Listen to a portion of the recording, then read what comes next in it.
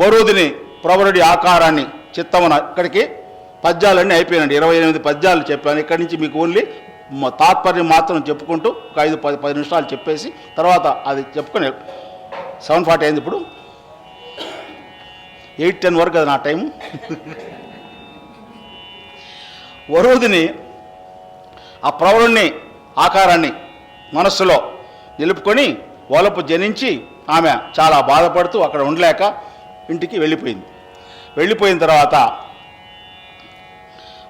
బాధపడతా ఉంది.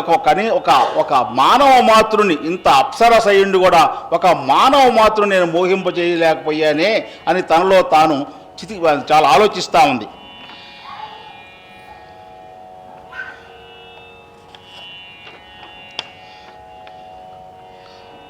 తర్వాత ఇక్కడ కవి ఒక చమత్కారం చేస్తున్నాడు.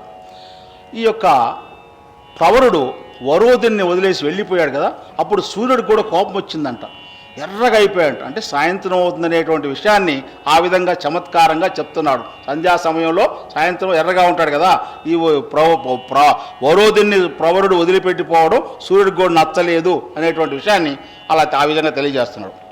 ఇప్పుడు వాళ్ళ చెలికత్తెలో వరోధినితో అంటున్నారు, మనము అప్సరసం, మనం ఒకరిని మోహింపజేయాల, మనం ఒకరిని చూసి మనం మోహపడకూడదు. మనం బంగారం లాంటి వాళ్ళు, మీకు అందరికీ తెలుసు కదా, బంగారం ఎవరి మీద మోహపడదు. మీరు మోహపడతారు, బంగారు నగలు చేయించుకోవాలి, రవ్వల నెక్లెస్ చేయించుకోవాలని మీరు మోహపడతారు, కానీ ఏ యొక్క నగ కూడా మిమ్మల్ని మీరు కావాలని కోరుకోదు. ఆ విధంగా మనం ఇక్కడ మనుషుల్ని చూసి అట్లా మోహపడకూడదు. ఆడవాళ్ళకి ఇంత చూపు పిచ్చికూడదు అని వాళ్ళ చెలికత్తెలు ఆమెతో చెప్తున్నాడు. మనల్ని చూసి మిగతా మన కులపోళ్ళందరూ ఎంత అసహ్యంగా మాట్లాడుకుంటారు, నువ్వు చేసిన పని బాగలేదు అని చెప్తున్నారు.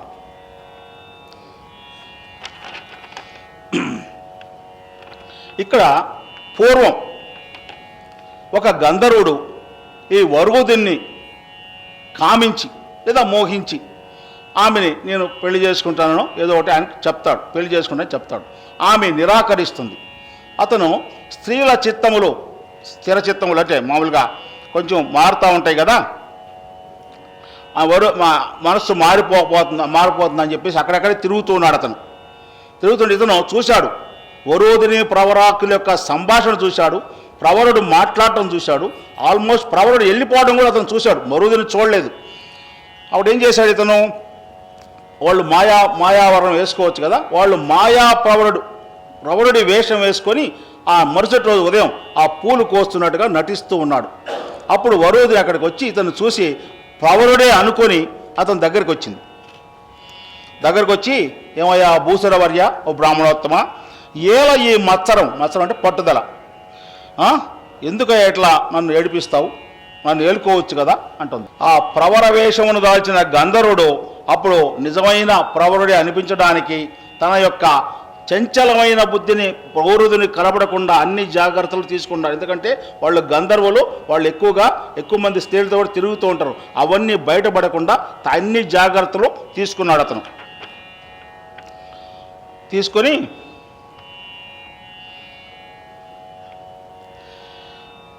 సరే అమ్మా, నేను కూడా ఆలోచించాను, మా తల్లిదండ్రులు నాకు గుర్తొచ్చారు, నా భార్య గుర్తొచ్చింది, అందువల్ల నేను వెళ్ళిపోదాం అనుకున్నాను, కానీ తర్వాత ఆలోచించాను, నిన్ను ఇంత ఇబ్బంది పెట్టి వెళ్ళిపోవడం కూడా బాగలేదని ఆలోచిస్తున్నాను. కానీ ఒక విషయం అమ్మా, ఆత్రపడక, మరొక ఇక్కడ మీకు నేను చెక్ చేశాను, వేరే పండితులను కూడా అడిగాను. మామూలుగా ఈ మాయావరణం అనేది 4 సందర్భాలలో ఉండదు. ఎంత మాయ వేషం వేసుకున్నా మనిషి భోంచేసేటప్పుడు, తర్వాత భార్యాభర్తల సంగమప్పుడు, భార్యాభర్తల ఎవరైనా కానీ స్త్రీ పురుష సంగమప్పుడు, నిద్రపోయేటప్పుడు, చనిపోయినప్పుడు. అందుకే వీడు ముందుగానే ప్లాన్ వేసి ఆమెతో చెప్తున్నాడు, వరోధిని ఆత్రపడక మరొక మాటను కూడా వినుము, భూమిలో మా దేశమున స్త్రీ పురుష సంయోగం, అప్పుడు పరస్పరం కళ్ళు మూసుకోవాలి, ఎందుకంటే లేకపోతే వీడు ఈ విషయం తెలిసిపోద్ది అని చెప్పేసి, సరే ఒకవేళ ఈ యొక్క నువ్వు కండిషన్కి ఒప్పుకుంటే సరే, అది లేకపోతే నా పాటికి నేను వెళ్ళిపోతాను, ఎక్కడ దగ్గర నేను ఎట్లా ఇప్పుడు పోలేను, ఇక్కడే ఆ మునుల ఆశ్రమంలో అటు తిరుగుతూ అక్కడ ఉంటాను అని చెప్తున్నాడు. వరోధిని ఇంకో విషయం కూడా చెప్తున్నాడు, వ్రతము చెడినను సుఖమైనను దక్కవలను. కావున నీ వాంఛితము అంటే నీ కోరిక తీరిపోగానే నన్ను వదిలి వెళ్ళకూడదు, అది తగదు. నేనై నీ సమ్మతిని పొంది వెడల వరకు నీవు విడువరాదు అనేటువంటి ఒక కండిషన్ కూడా మళ్ళీ పెట్టాడు.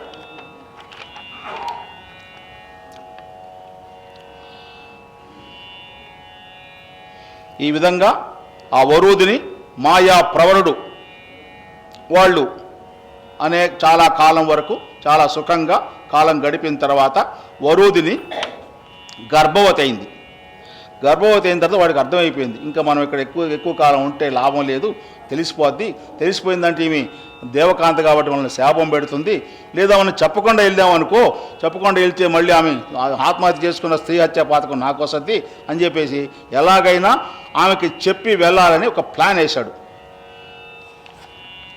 ఏం వేశాడు, ఈరోజు నేను వాక్యాలకి అంటే వాకింగ్ వెళ్ళాను కదా, అక్కడ నా కాళ్ళకి పసరు పూసినటువంటి ఆ సిద్ధుడు కనపడ్డాడు. మా యొక్క కుటుంబ పరిస్థితి చాలా ఘోరంగా ఉందంట, మా తల్లిదండ్రులు మంచం పట్టారంట, మా భార్య చాలా నన్ను చూసి ఆలోచిస్తూ ఉందంట, మా శిష్యులు చదువు లేక అవస్థలు పాల్పడుతున్నారు, మా పంట భూములన్నీ కూడా ఎండిపోయినాయంట, పక్క వాళ్ళకి ఇచ్చినటువంటి అమౌంట్లు డబ్బులు ఇస్తుంటారు కదా వాళ్ళు తిరిగి ఇవ్వడం లేదంట. ఈ విధంగా చాలా ఘోరంగా ఉంది పరిస్థితి. ఒకసారి నేను వెళ్ళి వాళ్ళందరిని చూసి మళ్ళీ వస్తాను. ఇప్పుడు వచ్చిపోవడం నాకేం పెద్ద విషయం కాదు, ఎందుకంటే ఈయన మన సిద్ధుడు నాకు ఒక బాటిల్ ఒక సీసాలో ఆ యొక్క పసరు ఇచ్చాడు, ఇక్కడ పూసుకుంటే అక్కడికి వెళ్తాను, అక్కడ పూసుకుంటే ఇక్కడికి వచ్చేస్తాను అని అతనికి కల్లిబొల్లు కబుర్లు చెప్తున్నాడు.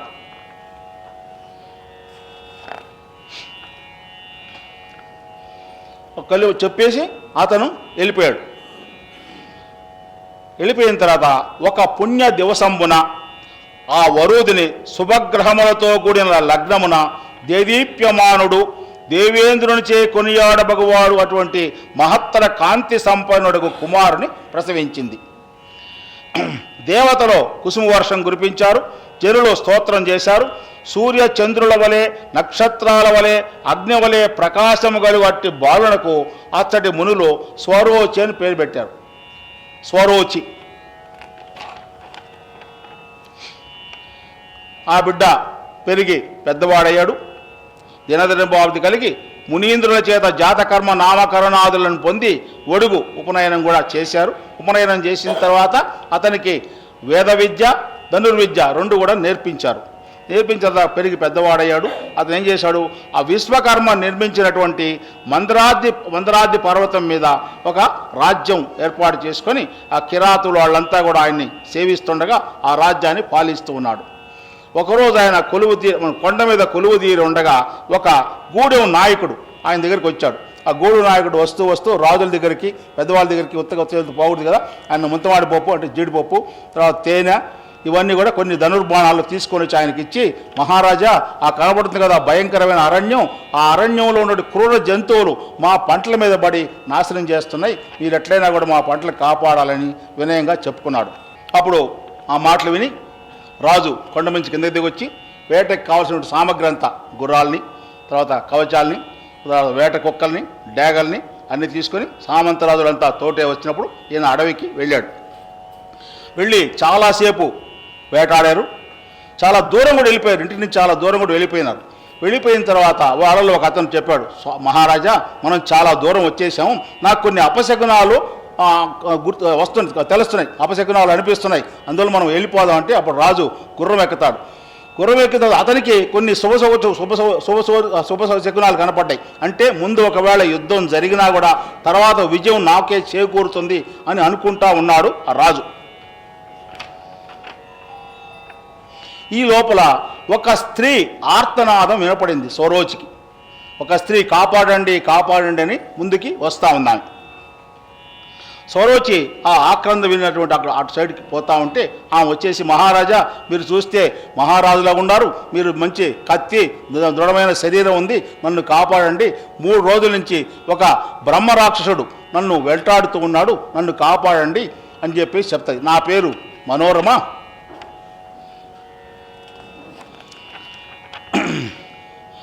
రాజా ఒక రాక్షసుడు నన్ను చంపుటకు 3 దినాల నుంచి వస్తున్నాడు, దిక్కులేని దీనురాలు నన్ను రక్షించండి చెప్తాయి. నేను ఇందీవరాక్షుడు అనేటువంటి గంధర్వుడు కూతుర్ని, నా తల్లి మరుదస్సుని కూతురు. నేను అన్ని కళల్లో ఆరితేరున్నాను కాబట్టి నాకు మనోరమ అని పేరు పెట్టారు. నాకు కళావతి, విభావసి అనే ఇద్దరు స్నేహితురాలు కూడా ఉన్నారు. మేము ఒకసారి పూలు కోసుకోవడానికి ఒక ఉద్యానవనానికి పోయి అక్కడ మా యొక్క బాల్య చేష్టలు, కొంచెం పిల్ల చేష్టలు ఉంటాయి కదా, ఆ చేష్టలతో అక్కడ ఒక ముని తపస్సు చేసుకుంటా ఉంటే ఆయన నోరు ఎక్కడుంది, చెవి ఎక్కడుంది, ముక్కు ఎక్కడుందని చెప్పేసి అన్నీ వీళ్ళు కలిపెట్టారు. కలిపెడితే ఆయనకు తపోభంగం అయింది. ఆయన పైకి లేచిన తర్వాత మీకేమన్నా బుద్ధి ఉందా, మేమేదో మా పాటికి మేము కళ్ళు మూసుకొని తపస్సు చేసుకుంటా ఉంటే నా తపోభంగం కలిగించావు అని చెప్పేసి ఆమెని, నీకు ఇట్లా చేసావు కాబట్టి నిన్ను ఒక బ్రహ్మరాక్షసుడు నిన్ను తరుముకొని వస్తాడు, తరుముతాడు అని చెప్పేసి శాపం పెడతాడు. ఆ తర్వాత ఆమె స్నేహితురాళ్ళిద్దరు కళావతి, విభావసి వాళ్ళిద్దరు వస్తారు. ఏమయ్యా నువ్వు తపస్సు చేసుకుంటున్నావు, తపస్సు సంపన్నుడివి, నీకు తోబుట్టువులు లేరా? ఆ తర్వాత ఆయన బెత్తం తీసుకుని ఆమె ఒళ్ళంతా కూడా పగలగొడతాడు. ఇంత క్రూరంగా బిహేవ్ చేస్తున్నావు, తప్పు కదా అని అంటే, మీరు కూడా వచ్చారు కాబట్టి మీరు కూడా క్షయరోగ పీడితులు అయిపోయిన వాళ్ళని కూడా శపిచ్చేస్తాడు. వాళ్ళిద్దరు ఆ అడవిలో ఉండిపోతారు క్షయరోగంతో. ఈ యొక్క మనోరమని ఈ యొక్క బ్రహ్మరాక్షుడు తరుముకొని వస్తూ ఉన్నాడు. నాకు అస్త్రహృదయం అనేటువంటి తెలుసు. నాకు పరమశివుడి నుంచి పరంపరగా వచ్చినటువంటి విద్య అది. పరమశివుడి నుంచి స్వయంభూ మనువుకి, స్వయం వశిష్ఠుడు, ఈ విధంగా పరంపరగా వచ్చింది. మా మాతామహుడు అంటే మా తల్లి యొక్క తండ్రి నుంచి మా తండ్రికి కట్నంగా ఇచ్చాడు, మా తండ్రి నాకు ఇచ్చాడు. ఆ విద్యను నీకు నేర్పిస్తాను. స్త్రీ నుంచి విద్య నేర్చుకోవడం తప్పు అని అనుకోవద్దు, ఇది చాలా చాలా మంచి విద్య, దీన్ని నేర్చుకో అని చెప్పేసి ఆ విద్య అతనికి నేర్పిస్తున్నాను. ఆ రాక్షసుడు రానే వచ్చాడు. రాక్షసుడు వచ్చిన తర్వాత ఆ రాక్షసుడికి ఈ యొక్క స్వరోచికి ఘోరమైన యుద్ధం జరుగుతుంది. రకరకాల బాణాలు, ఆయుధాలు వేసుకుంటారు. తర్వాత చూసి ఇంకా స్వరోచి ఈ యొక్క అస్త్రహృదయం నేర్చుకున్నాడు కదా, ఈయన ఏం చేస్తాడు, ఆగ్నేయాస్త్రం ప్రయోగిస్తాడు. ఆగ్నేయాస్త్రం ప్రయోగించగానే ఆ యొక్క మనిషి మొత్తం కాలిపోతాడు. కాలిపోయి పైకి వెళ్తాడు కదా, ఒక దివ్య పురుషుడి కిందకి దిగొస్తాడు. ఆయనకి విచిత్రం వేసింది, ఇదేంటి ఈ రాక్షసుడు ఒక దివ్య పురుషుడిలాగా మారిపోయాడని చెప్పేసి అతని దగ్గరికి పోతాడు. అప్పుడు ఆ గంధర్వుడు, నేను ఎవరో కాదండి, నా పేరు నేను ఇందీవరాక్షుడు, నేను మీ తల్లికి స్వయాన తోబుట్టుని, నువ్వు నా మేనల్లుడివి అంటే ఈ లోపల ఆ అమ్మాయి మనోరమ దగ్గరికి వస్తుంది. వచ్చిన తర్వాత ఆమె తండ్రి పాదాలకు నమస్కరిస్తే ఆమెని దీవించి, ఈమె నా కుమార్తె మనోరమ, నువ్వు చేసిన మహోపకారానికి నేను నా బిడ్డను నీకు ఇచ్చి పెళ్లి చేస్తాను. పైగా ఇతను ఆయుర్వేద విద్య నేర్చుకున్నాడు చెప్తాడు. ఎందుకు అతనికి ఆ విధమైనటువంటి రాక్షస వచ్చిందనే విషయం చెప్తాడు. ఇప్పుడు ఈ యశోవంతుడైన నలనాభుడు అనేటువంటి గంధర్వుడి కుమారుడైన బ్రహ్మమిత్రుడు అనేటువంటి ఆయుర్వేద విద్యానిధి వాళ్ళ శిష్యులకి ఆయుర్వేద విద్య నేర్పిస్తూ ఉంటే ఈయన కూడా వెళ్ళి,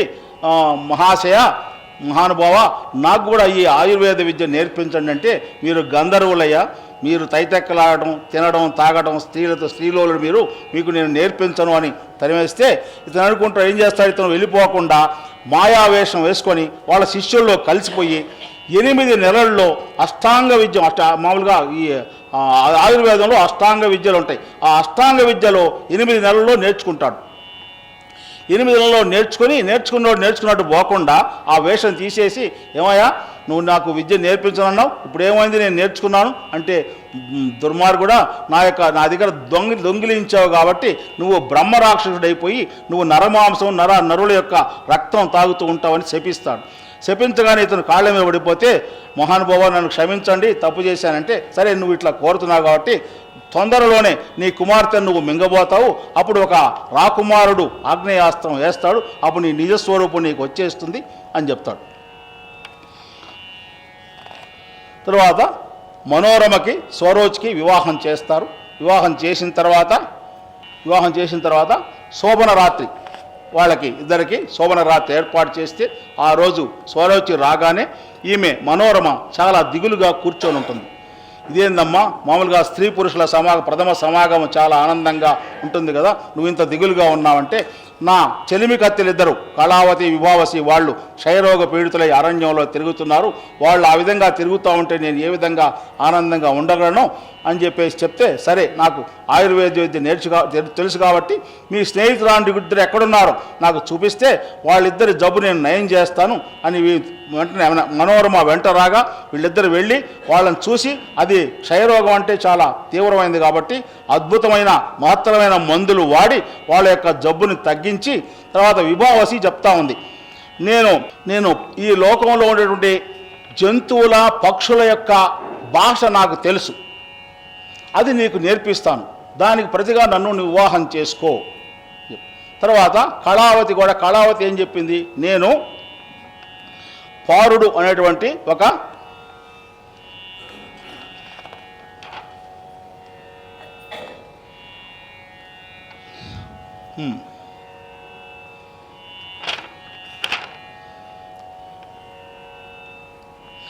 ఆమె ఇవి తండ్రి పారుడునటు ముని, ఆయన తపస్సంపన్నుడు, చాలా తీవ్రంగా తపస్సు చేస్తూ ఉంటే, దేవతల కంటే చాలా తీవ్రమైన తపస్సు చేస్తూ ఉంటే దేవేంద్రుడు చూసి ఇతని యొక్క తపస్సు ఎలాగైనా భంగం చేయాలా అని పుంజికా స్థలైనటువంటి ఒక అప్సరస్సుని పంపిస్తాడు. ఆ పంపించిన తర్వాత ఇతను ఆ యొక్క తపస్సుని పక్కన పెట్టేసి ఆమెతో ఆనందాశ్రయంతో మునిగి తేలుతూ ఉంటే ఆమెకి ఒక కుమార్తె పుడుతుంది. ఆ కుమార్తెను అడవిలో వదిలేసి ఆమె పాటికం వెళ్ళిపోతుంది. తండ్రి కూడా పారుడైనటువంటి ఈ ముని కూడా ఆయన కూడా అమ్మాయిని వదిలేసి వెళ్ళిపోతాడు. ఆ అడవిలో ఉండిన తర్వాత చంద్రుడి నుంచి వచ్చేటువంటి అమృత బిందువుల వల్ల కొద్ది కాలం బతుకుతుంది ఆయన. తర్వాత మళ్ళీ వచ్చి తండ్రి ఆమెను తీసుకెళ్తాడు. తీసుకెళ్ళి ఆమె యుక్త వయసుకు రాగానే ఆమె యుక్త వయసు వస్తుంది, చాలా అందంగా ఉంటుంది. అప్పుడు ఒక గంధర్వుడు, దేవాపి అనేటువంటి ఒక గంధర్వుడు ఆమెను చూసి కామించి, మాటలు చూసుకోండి, ప్రేమించి కాదు కామించి, ఆమెని కామించి వాళ్ళ తండ్రి దగ్గరికి వస్తాడు. అయ్యా, ఈ విధంగా నీ కుమార్తెను నాకు ఇవ్వు అని అతను యజ్ఞం చేసుకుంటూ ఉంటాడు. వీడు ఫుల్గా తాగి వస్తాడు. అంటే మీకేమన్నా బుద్ధి ఉందా, మీరేంది మేమేంది, మీకు మా అమ్మాయిని ఇవ్వనని చెప్తాడు. చెప్పిన తర్వాత వాడు అది మనసులో పెట్టుకొని ఆ రోజు రాత్రి వచ్చి ఆ యొక్క ముని యొక్క గొంతు కోసేసి చంపేస్తాడు. ఈ కళావతి ఈ విధంగా తల్లి వెళ్ళిపోయింది, తండ్రి చనిపోయినాడు, ఇంకా చేసేది లేక ఆమె ఆత్మహత్య చేసుకోవాలని ప్రయత్నం చేస్తూ ఉంది. అప్పుడే ఆమె అదృష్టం బాగుండి పైనుంచి పార్వతీదేవి పైన పోతూ ఈ అమ్మాయిని చూసింది, కిందకి దిగొచ్చింది. అమ్మ చూడు, జంతువునాం నరజన్మ దుర్లభం, ఈ యొక్క నీ శరీరం వచ్చిందంటే పూర్వజన్మలో నువ్వు చేసిన పుణ్యం వల్లే ఇంత సౌందర్యమైనటువంటి నీకు వచ్చింది. తర్వాత ఉత్తరోత్తర భవిష్యత్తులో స్వరోచి మహారాజుకి నువ్వు భార్య కోబోతున్నావు, నిన్ను పెళ్లి చేసుకుంటాడు. అయినా ఇట్లా నువ్వు ఆత్మహత్య చేసుకోవద్దు, సరే నీ ప్రస్తుత అవసరాలకి పద్మిని అంటే స్కిల్ డెవలప్మెంట్ లాగా పద్మిని అనేటువంటి ఒక విద్యను నీకు నేర్పిస్తాను, దానివల్ల నువ్వు బ్రతుకుతూ ఉండు అని చెప్పి ఆమె కూడా తన విషయాన్ని చెప్పింది. వాళ్ళిద్దరిని కూడా పెళ్లి చేసుకున్నాడు. స్వరోచి మొత్తం 3 భార్యలయ్యారు. ముగ్గురికి ఒక్కొక్కరికి ఒక్కొక్క కొడుకు పుట్టారు. వాళ్ళందరికీ పద్మిని విద్య తెలుసు కాబట్టి తలా ఒక నగరం ఏర్పాటు చేసి ఇతను తర్వాత మళ్ళీ తన శత్రువులందరినీ జయిస్తూ మళ్ళీ అడవికి పోయాడు. మళ్ళీ అడవికి పోయి వేటాడుతూ ఉంటాడు. వేటాడుతూ ఒక సూకరం అంటే ఒక పందిని వేటాడాలని చెప్పేసి ఒక బాణం ఎత్తిపెట్టగానే ఒక ఆడ జింక అడ్డం వస్తుంది. మహారాజా, ఎందుకు ఆ పంది నీకేం అపకారం చేసింది, ఆ బాణం ఏదో నా పైన అంటుంది. నీ పైన ఎందుకు వేయాలి, నీకు నాకు ఎందుకు, అసలు నాకేం పగలేదు కదా అంటే, నేను పెళ్ళైన నిన్ను ప్రేమించానంటది. నువ్వు ప్రేమించడం ఏంది, నువ్వేమన్నా జింకవి, నేనేమన్నా మనిషిని, నువ్వు నన్ను ప్రేమించేది ఏంది అంటే, లేదు మహారాజా, నన్ను ఒకసారి మీరు కౌగిలించుకోండి అంటుంది. సరే, ఇంకా ఇతను దయాద్ర హృదయుడు కాబట్టి వెళ్ళి ఆ జింకని కౌగిలించుకున్నాడు. కౌగిలించుకోగానే ఆమె ఒక అందమైన స్త్రీగా తయారైంది. అమ్మ, నువ్వు ఇందాక ఉన్నా జింకలాగా ఉన్నావు, ఇప్పుడేమన్నా అందమైన స్త్రీగా ఉన్నావు, అసలు నువ్వు ఎవరు అంటే, నేను వనదేవతని. దేవతలంతా నా దగ్గరకు వచ్చి మన ఇద్దరి యొక్క వివాహం వల్ల ఒక దివ్య పురుషుడు, ఒక మనువు ఉద్భవించాల్సినటువంటి అవసరం ఉంది కాబట్టి నన్ను వాళ్ళు కోరారు. నేను నీ దగ్గరికి వచ్చి నువ్వు నన్ను వివాహం చేసుకుంటే మనకు పుట్టేటువంటి బిడ్డ వల్ల మన ఇద్దరికి కూడా చాలా మేలు జరుగుతుంది అని చెప్పేసి చెప్తుంది. అప్పుడు వాళ్ళిద్దరూ వివాహం చేసుకుంటారు. వాళ్ళకి ఒక కుమారుడు పుడతాడు. అతడే స్వారోచిష మను. యాక్చువల్గా ఈ మను చరిత్ర అనేటువంటి గ్రంథానికి స్వారోచిష మను సంభవం అనేటువంటి పేరు కూడా ఉంది. స్వారోచిష మను సంభవం అంటే మీరందరూ అర్థం కాక రారేమని చెప్పేసి భయపడి నేను మను చరిత్ర అని చెప్పాను. తర్వాత ఆమె గర్భం దాల్చిన తర్వాత ఒక శుభదినాన విశాల నయనములు, వెడద ఉరం, తర్వాత సింహ పరాక్రము, గొప్ప ప్రతాపమును, మన్మధుని అతిశయించే సౌందర్యం, సార్వభౌమ లక్షణాలు ఉండేటువంటి ఒక కుమారుడు పుట్టాడు. అభిమానధనుడగు ఆ కుమారుడిని ప్రసవించింది. ఆ బిడ్డ జన్మించినప్పుడు సంతోషమున అప్సరసలు నాట్యం చేశారు, కిన్నరాంగనలు పాటలు పాడారు, గంధర్వులు పొగిడారు, దేవదుందువులు ద్వానములు అధికమయ్యను. ఆ బాలుడు స్వారువైన క్రోష్టి అనేటువంటి మునికి చెప్పిన ఈ పుణ్య చరిత్రని ధర్మపక్షులు జైమిని మహర్షికి చెప్పాయి. ఈయనేమంటున్నాడు, ఈ స్వారోషుని చరిత్రను కోరికతో వినినను, వ్రాసినను, చదివినను ధనధాన్య ఆరోగ్యములు కలిగి సంతానవంతులై పిదప నిశ్చయముగా దేవత్వమును పొందగలరు. ఇప్పుడు ఒక్క 10 నిమిషాలు నాకు టైం ఇచ్చారు. నాది 8 అయింది, 8:10 వరకు నా టైం ఉంది కాబట్టి 10 నిమిషాల్లో నేను సమ్మరీ చెప్పేస్తాను. అంటే అల్లసాని పెద్దన్న గారు సమాజానికి ఏం చెప్పదలుచుకున్నారు, రఘురామరెడ్డి 5-6 నెలలు చదివి ఏమి నేర్చుకున్నాడు, 2 గంటలు మీ యొక్క విలువైన సమయాన్ని వెచ్చించి మీకేం అర్థమైంది 10 నిమిషాలు చెప్పేస్తాను.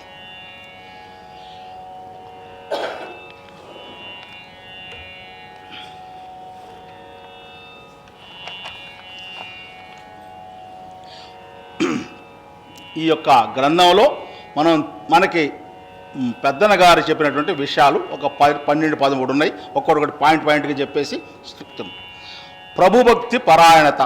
ఎవరైనా ఉద్యోగస్తులు ఎంప్లాయీస్ తన యొక్క యజమాని యొక్క మేలు ఉన్నతి కోరుకోవాలి. ఎందుకంటే వాళ్ళు చెట్టు లాంటి వాళ్ళు.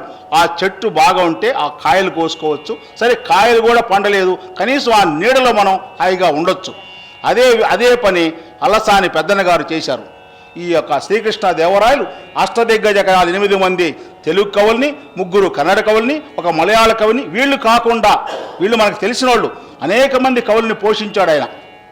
ఈయన ఏం చెప్తున్నాడు, తాను ఈ గ్రంథాన్ని ప్రారంభిస్తూ శ్రీకారంతో మొదలుపెట్టి మామూలుగా తన యొక్క ప్రభు శ్రీకృష్ణదేవరాయలకి లక్ష్మీ కటాక్షంతో పాటు అతని రాజ్యం కూడా అభివృద్ధి చెందాలని అతను కోరుకుంటున్నాడు. మొదటి పద్యంలోనే అలా కోరుకున్నాడు. అది స్వామి భక్తి పరాయణత నిలుపుకున్నాడు. అలాగే యజమాని కూడా ఏం చేయాలి, తన ఉద్యోగస్తులు ఎవరైనా ఏదైనా పని చేసినప్పుడు, మంచి పని చేసినప్పుడు వాళ్ళని గుర్తించి తగు రీతిలో సత్కరించాలి. ఈ స్వారోచిష మను సంభవం కావ్యం పూర్తి చేసిన తర్వాత విజయనగర వీధుల్లో ఒక ఊరేగింపు వస్తూ ఉంటే ఇది నాటకీయంగా చెప్తున్నాను మీకు. 2 వ్యక్తులు మాట్లాడుకుంటున్నారు. ఏమయ్యా ఆ ఊరేగింపు వస్తూ ఉంది, ఏందా ఊరేగింపు? అదేనయ్యా ఆ పల్లకిలో మోస్తున్నారు. ఎవరు ఆ పల్లకిలో ఉన్నది? ఎవరు? ఆంధ్ర కవితా పితామహుడు అల్లసాని పెద్దనయ్యా. అది సరేనయ్యా, ఆ పల్లకి మోసేది ఎవరు? బంగారు వెండి ప్రజలకు దానం చేసి ఎరుపెక్కిన చేతులతో ఆ యొక్క తర్వాత ఈయనెవరు? సాహితీ సమరాంగణ సార్వభౌముడు శ్రీకృష్ణదేవరాయలు మోస్తున్నాడు. ఆహా అని ఇది సాగర ఘోష అనేటువంటి మహాసహస్రావధాని గరికపాటి నరసింహ గారి కావ్యం నుంచి ఈ పద్యం ఒక్కటి తీసుకోండి, ఇంకా పద్యాలు లేవులేండి. ఎవరా పల్లకి నెక్కి ఉన్నది, అహో ఎవరలా పల్లకిన్ చిగురుంగేలను మోయుచున్నది, ఫళ శ్రీకృష్ణదేవరాయ ప్రభు కవికిన్ బ్రహ్మరథమ్ము పట్టితివి, నీ కావ్యమ్ము ఖడ్గమ్ము జంకవురా, భూతలమందు నెల్లడ గుణగ్రాహి ప్రపంచంబునన్. సాహితీ సమరాంగణ సార్వభౌముని ఈయన పొగుడుకున్నాడు. తర్వాత నేను అది చేసినప్పుడు మా వాకింగ్లో చెప్పాను, ఆ పేర్లు చెప్పడం అవసరం కాబట్టి ఈ పార్కింగ్ ప్లేస్కి దగ్గరగా ఉంటాడు ఆయన. వాళ్ళ తండ్రి గారు కూడా వచ్చిన్నారు అక్కడికి. గురుగారు మేము కూడా ఒక పల్లకి తీసుకొస్తాం నీకు, మిమ్మల్ని కూడా పైన కింద ఆర్టిస్టులో కింద మేడోస్లో కూడా ఊరేగిస్తాం అన్నాడు. కాకపోతే కండిషన్ పెట్టాడు, మీ వెయిట్ ఎంత అన్నాడు. 85 కిలోలు అన్నా. 15 కిలోలు తగ్గాలి మీరు అన్నాడు. ఈ లోపు నేను ఎక్కడ తగ్గేదయ్యా, నేను ఉండేది హోటల్ ఫీల్డ్లో, 1-10 హోటల్లో నేను ఎక్కడ తగ్గేది. సరే ఒక పని చేస్తామండి, గజారోహణం గజ బహుగ్రహణం చేస్తున్నాడు. అంటే ఏంది, ఏనుగునికి ఊరేగిస్తారట, ఆ ఏనుగు నాకు ఇస్తారంట. భయ్యా దాన్ని సాకలాగా నేను చావాలి, నాకు వద్దులే. నాకు ఇప్పుడు చెప్తున్నాను ఈ సభాముఖంగా, నాకు ఏ సన్మానాలు అవసరం లేదు. మీరు ఈ విధంగా కళకళలాడుతూ వచ్చి ఇంతమంది వచ్చి వింటే అదే నాకు మీరు ఇచ్చేటువంటి గురుదక్షిణ. ఇంతకంటే నాకేం అవసరం లేదు. తర్వాత అల్లసాని పెద్దన గారు ప్రార్థనా శ్లోకంలో వినాయకుడు అమ్మవారి దగ్గర పాలు తాగుతున్నాడని చెప్పాడు. ఇక్కడ నేను ఈ మధ్య ఒక ఆర్టికల్ చదివాను. ఎవరామె? కేటీ హిండే అనేటువంటి ప్రత్యామ్నాయం లేదు అనేటువంటి విషయం మీ అందరికీ తెలుసు. బహుశా మీకు తెలియని, తల్లులకు కూడా తెలియని విషయాలు, 2 విషయాలు అనుకుంటున్నాను మీకు తెలియదని. 2 విషయాలు ఇక్కడ ఈ యొక్క రీసెర్చ్ ప్రోటీన్స్. ఆడబిడ్డ అనుకోండి, అంటే ఆడపిల్లలు మామూలుగా ఎక్కువ పాలు తాగుతారు, అందుకని క్వాంటిటీ ఆఫ్ మిల్క్ పెరుగుతుందంట, కాంపోజిషన్ మారుతుందంట. తర్వాత ఏమంటున్నాడు, అది ఆ విషయం సామాన్యంగా తెలిసి ఉండకపోవచ్చు, నేను అనుకుంటున్నాను. ఇంకో మాట ఏమంటున్నాడు, feeding is not just about nutrients but communication between mother and child. It's a conversation between mother and child. బిడ్డ అనారోగ్యంగా ఉన్నప్పుడు తల్లి పాలు తాగుతాడు కదా, ఆ లాలాజలం ద్వారా తల్లి శరీరానికి తెలిసి ఆ యొక్క కొన్ని గంటల్లోనే పాల యొక్క కాంపోజిషన్ మారిపోతుందంట. మారిపోయి దాంట్లో వైట్ బ్లడ్ సెల్స్, రోగ నిరోధక శక్తిని పెంచేటువంటి వైట్ బ్లడ్ సెల్స్ పెరుగుతాయంట. తర్వాత మళ్ళీ బిడ్డ ఆరోగ్యం కుదిరిపడిన తర్వాత మళ్ళీ నార్మల్ అయిపోతాయంట. ఈ 2 విషయాలు నేను తెలుసుకున్నాను. ఆమె ఈ కేటీ హెండే అన్నా కదా, ఆయన అరిజోనా స్టేట్ యూనివర్సిటీలో అసోసియేట్ ప్రొఫెసర్. మీరు నెట్లో కూడా చూపించడానికి ఏ లక్షణాలు ఉండాలో మనకి ప్రవరుడి ద్వారా అల్లసాని పెద్దన గారు చెప్పారు. 1 సంభాషణ నైపుణ్యం ఉండాలి, 2 అంకిత భావం ఉండాలి, జ్ఞాన సముపార్జన పట్ల ఆసక్తి ఉండాలి, 4 క్రమశిక్షణ ఉండాలి. మీలో చాలామంది అడగవచ్చు, అసలు ప్రవరుడు లాంటి వ్యక్తి ఉంటాడా? చాలామంది ఉంటారు. మీకు తెలిసినటువంటి ఒక ఉదాహరణ నేను ఇస్తాను. ఛత్రపతి శివాజీ ఆయన రాయగఢ్లో కొలువు తీరి ఉండగా 2 సైనికులు ఒక అందమైన యువతిని తీసుకొచ్చి, మహారాజా ఈమెను మీరు పరిగ్రహించండి, తెలిసి మీకు అర్థమైంది కదా, పరిగ్రహించండి అని చెప్తే ఆయన మరాఠీలో చెప్పిన మాటని నేను తెలుగులో చెప్తున్నా. చారు సుకుమార సుందరాకారయైన ఈమె కడుపున నేనుదయించి ఉన్న ఎంతటి ధన్యుడనో కదా.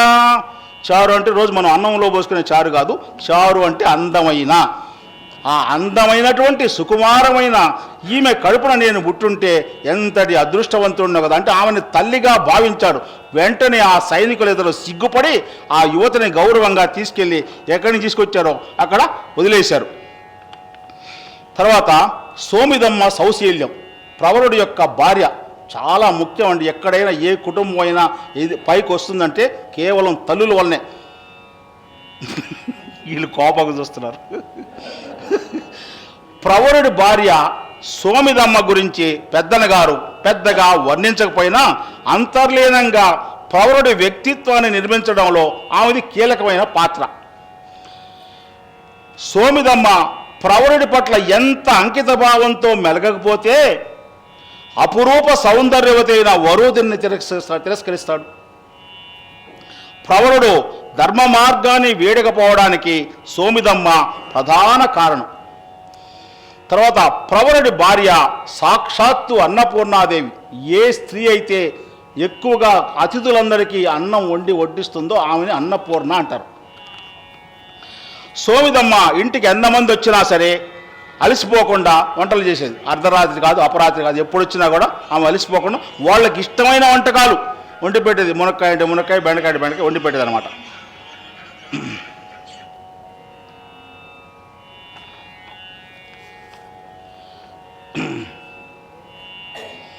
తర్వాత మీరు దాన ధర్మాలు చేస్తే మీ బిడ్డలు ఐశ్వర్యవంతులు అవుతారు. పుణ్యం కొద్దీ పురుషుడు, దానం కొద్దీ బిడ్డలు అనేటువంటి సామెత మీరు ఇదే ఉంటారు. మీరు ఎంతో పుణ్యం చేసుకుంటే ఇప్పుడు ఒకరికొకరు భార్యాభర్తలు అయ్యారు. మీ బిడ్డలు కూడా ఐశ్వర్యవంతులు కావాలంటే కొద్దో గొప్ప మీకున్న దాంట్లో 1%, 2%, 5% మీకు తోచినంత వీలైనంత దాన ధర్మాలు అవసరమైన వాళ్ళకి చెయ్యాలి. ఈ సందర్భంగా మీకు ఆంధ్రప్రదేశ్ రాష్ట్రంలోని తూర్పుగోదావరి జిల్లా మండపేట వాస్తవ్యురాలైన శ్రీమతి డొక్కా సీతమ్మ గారి గురించి ఒక్క విషయం చెప్పి ముందుకు వెళ్ళిపోదాం. ఈ ఆమెని అపర అన్నపూర్ణ అని పిలిచేవాళ్ళు ఎవరైనా విన్నారా డొక్కా సీతమ్మ గారి గురించి? లంకల గన్నవరంలో డొక్కా జోగన్నను వివాహం చేసుకుని ఇల్లాలుగా ప్రవేశించిన ఆమె ఆ ప్రాంతంలో తరచు వచ్చే వరద కారణంగా, అతివృష్టి అనావృష్టి కారణంగాను పలు ఇబ్బందులకు గురయ్యేటువంటి ఆ ప్రాంత గ్రామాల పేదలను, ప్రయాణికులను, యాత్రికులను ఆదుకుంటూ వచ్చిన వారికి లేదనకుండా నిత్యాన్నదానం జరిపిన మహా ఇల్లాలు డొక్కా సీతమ్మ గారు. డొక్కా సీతమ్మ గారు సేవ కేవలం స్థానికంగా కాకుండా ఖండాంతరాల ఖ్యాతిని గడించింది. ఆ రోజుల్లో బ్రిటిష్ చక్రవర్తి లండన్లో పట్టాభిషేకం చేసుకునేటప్పుడు ఆయన సీతమ్మ గారి ఫోటోకి నమస్కారం చేసి ఆ పక్కన పెట్టుకుని కుర్చీలో పెట్టుకుని నమస్కారం చేసుకొని ఆ పట్టాభిషేకం చేసుకున్నారట. తర్వాత స్వధర్మ నిర్వహణ, ఇది భగవద్గీతలో కూడా మనకు చెప్పారు. శ్రేయాన్ స్వధర్మో విగుణ పరధర్మాత్ స్వనుష్ఠితాత్ స్వధర్మే నిధనం శ్రేయ పరధర్మో భయావహ. లోపాలున్నా సరే తన స్వంత కర్తవ్యాన్ని ఆచరించడం, బాగున్నా సరే ఇతర ధర్మాన్ని ఆచరణం కంటే ఉత్తమమైంది. కాబట్టి మీ స్వభావ సామర్థ్యాలకు తగిన పనిని గుర్తించి దానిని నిబద్ధతతో చేయాలి. ఇతరులను చూసి వారి పాత్రను అనుకరించకూడదు. స్వధర్మ నిర్వహణ పట్ల ప్రవరుడికి ఉన్న శ్రద్ధ ఆశ్చర్యాన్ని కలిగిస్తుంది మనకి. ఎలాంటి పరిస్థితుల్లోనైనా సరే ప్రవరుడు స్వధర్మాలైన దేవతార్చన చేయడం, యజ్ఞయాగాదులు చేయడం, అతిథులను ఆదరించడం, వేద పఠనం, సంధ్యావందనం మొదలగు వాటిని ఈరోజు కూడా వదిలిపెట్టలేదు. స్వధర్మ నిర్వహణ చేయడమే మనిషి యొక్క పరమ ధర్మం అని ప్రవరుడు మనకి బోధిస్తున్నాడు. అంటే మనం ఏ ఉద్యోగంలో ఉంటే ఆ ఉద్యోగ ధర్మాన్ని, ఏ వృత్తిలో ఉంటే ఆ వృత్తి ధర్మాన్ని, ఏ బాధ్యతలో ఉంటే ఆ బాధ్యతని సక్రమంగా సంపూర్ణంగా నిర్వహించడమే మనిషికి అన్నిటికంటే ముఖ్యమైన ధర్మం అని తెలుస్తూ ఉంది. తర్వాత అతిథి దేవో భవ. మను చరిత్రలో చాలా చోట్ల అతిథి సేవ గురించి పెద్దన గారు ప్రస్తావించారు. గృహస్థ ధర్మాల్లో అతిథి సేవ చాలా ముఖ్యమైంది. అతిథి సేవ చేయడం వల్ల సంతృప్తి అంతా ఇంత కాదు. అతిథుల్ని గౌరవించడం మన సంప్రదాయం. అతిథుల్ని గౌరవించినప్పుడే ఆ అతిథికి మన మంచితనం, మన ఇంటి గొప్పతనం, మన దేశం ఔన్నత్యం అర్థమవుతాయి. ఆ విధంగా అతిథి సేవ చేసిన కుటుంబం ఆయురారోగ్య ఐశ్వర్యాలతో తులతూగుతుంది. అతిథి సేవ చేసే క్రమంలో మనిషి తన స్వార్థాన్ని విడిచిపెడతాడు. నలుగురి ఆనందం తన ఆనందాన్ని వెతుక్కుంటాడు.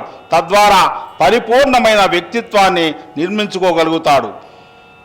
జన్మని సార్థకం చేసుకుంటాడు.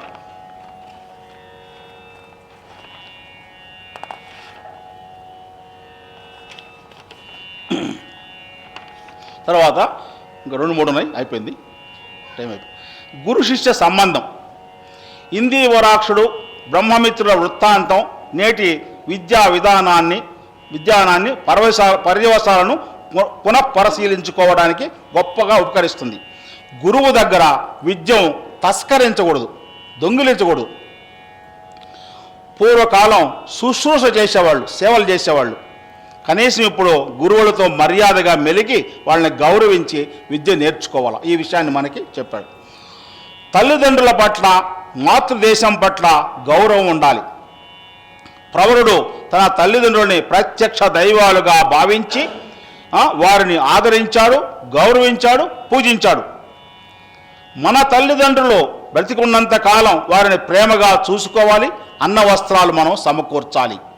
మనిషి తనకున్న వనరులని సవ్యంగా వినియోగించుకొని ధర్మబద్ధమైన మార్గంలో శిఖరమంత ఎత్తుకు ఎదగాలి. ఎంత ఎత్తుకు ఎదిగినా ఒదిగి ఉండాలి.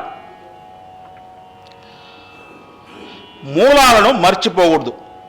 దో our fruits are in Hyderabad, our roots are in our village, don't forget that. ఇక్కడ ప్రతి మనిషి 3 మకారాలను మర్చిపోకూడదు. మాతృమూర్తి, మాతృభాష, మాతృదేశం. తర్వాత ఆత్మహత్యల నివారణ గురించి పెద్దన గారు మనకి చెప్పారు. అయిపోయింది. దేవాపి అనే గంధర్వుడు కళావతి వృత్తాంతం ద్వారా ఏదైనా సమస్య ఎదురైనప్పుడు ఓపిక వహించి పరిష్కార మార్గాలు అన్వేషించాలే కానీ చంపడం లేదా చావడం పరిష్కారానికి మార్గాలు కావు. సమస్య పరిష్కారానికి మనిషికి ఉండవలసిన ఓర్పు, నేర్పు అటు గంధర్వుడికి ఇటు కళావతికి ఈ లక్షణాలు లేకపోవడం వల్ల సమస్య పరిష్కారం కాకపోగా మరింత జటిలమైంది. యువతీ యువకులు పరస్పరం ప్రేమించుకోవచ్చు, కానీ తల్లిదండ్రులను నొప్పించకుండా ఒప్పించి పెళ్లి చేసుకోవాలి.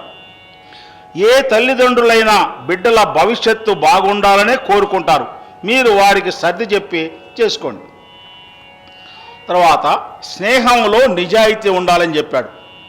మనోరమ, కళావతి, విభావసి వాళ్ళ యొక్క కథల ద్వారా స్నేహంలో నిజాయితీ ఉండాలి. కష్ట సుఖాల్లో ఒకేలాగా ఉండేవారే స్నేహితులని చెప్పాడు. తన తరపున వాదించి తనతో పాటు ముని శాపానికి గురైన కళావతి, విభాషలను తలచుకొని మనోరమ తన స్నేహాన్ని నిరూపించుకుంది. తను ఎంతో ఆనందంగా ఉండాల్సిన శుభరాత్రి రోజు తన భర్తతో చెప్పి స్నేహితురాండ్రని వ్యాధి బారి నుంచి రక్షింపజేసింది. స్నేహంలో నిజాయితీ ఉండాలని నిరూపించే వృత్తాంతం ఇది. తర్వాత స్త్రీ రక్షణ. రాక్షసుడి బారి నుండి తప్పించుకోవడానికి స్వరోచిని సహాయం అడిగిన మనోరమ అతడికి తన కథని చెబుతుంది. ఒక తప్పు చేయడం వల్ల మనోరమ కానీ కళావతి, విభాష వాళ్ళు తప్పు చేశారు. ఆ ముని ఆయన పాటికైనా తపస్సు చేసుకుంటా ఉంటే వీళ్ళు పోయి మీసాలు లాగి గడ్డాలు లాగి ఇవన్నీ ఇబ్బంది పెట్టారు. దానివల్ల వీళ్ళకి ఎంత తలకిందులు అయిపోయిందో చూడండి. కళావతి, విభావసి పాత్రల ద్వారా తెలుసుకోవచ్చు. స్త్రీల రక్షణ నిమిత్తం తగిన చర్యలు తీసుకోవాలి. స్త్రీల పట్ల అనుచితంగా ప్రవర్తించే వారి పట్ల కఠినమైన చర్యలు తీసుకునే విధంగా చట్టాలు రూపొందించాలి. శిక్షలు అమలుపరచడంలో జాప్యం ఉండకూడదు. స్త్రీలపై జరుగుతున్న అత్యాచారాలకి ఆనకట్ట వేయాలంటే నైతికమైన విలువలతో కూడిన విద్యా విధానం అవసరం. లాస్ట్ ఆదర్శ పాలన. స్వరోచి వనదేవతలకు పుట్టిన కుమారుడే స్వరోచిష మనువు. అతడికి పుట్టుకతో ఈ కావ్యం ముగుస్తుంది. అందుకే మను చరిత్రకి స్వరోచిష మను సంభవం అనేటువంటి మరో పేరు కూడా ఉంది. స్వరోచిష మనువు పాలనలో వర్షాలు విశేషంగా కురిసేవి, పంటలు బాగా పండేవి, పండ్లు, పుష్పాలు, పాలు పుష్కలంగా దొరికేవి. ఇలా జరగాలంటే కాలుష్య నివారణ జరగాలి. కాబట్టి మనమంతా ఈవీ వెహికల్స్, ఎలక్ట్రిక్ వెహికల్స్ కొనుక్కోవాలి. తర్వాత చెట్లు బాగా పెంచాలి. ఇక్కడికి కావ్యం అయిపోయింది. సర్వే జనా సుఖినో భవంతు. ఓం స్వస్తి ప్రజాభ్య పరిపాలయంతాం న్యాయేన మార్గేణ మహిం మహిషా గోబ్రాహ్మణేభ్య శుభమస్తు నిత్యం. లోకా సమస్తా సుఖినో భవంతు.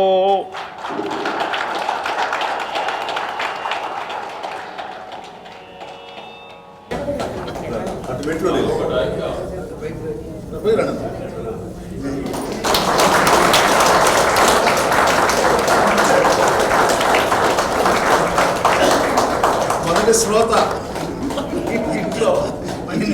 ఇబ్బంది పెట్టాను. మొదటి శ్రోత వారి అనిపించి సాధన చేసి దీన్ని ఎంతో చక్కగా చెప్పగలిగారు.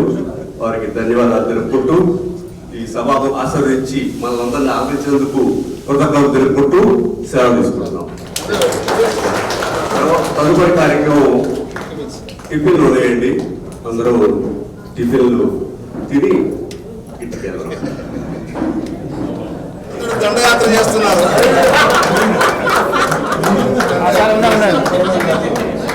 మా గురువు గారు దండయాత్ర చేశారు.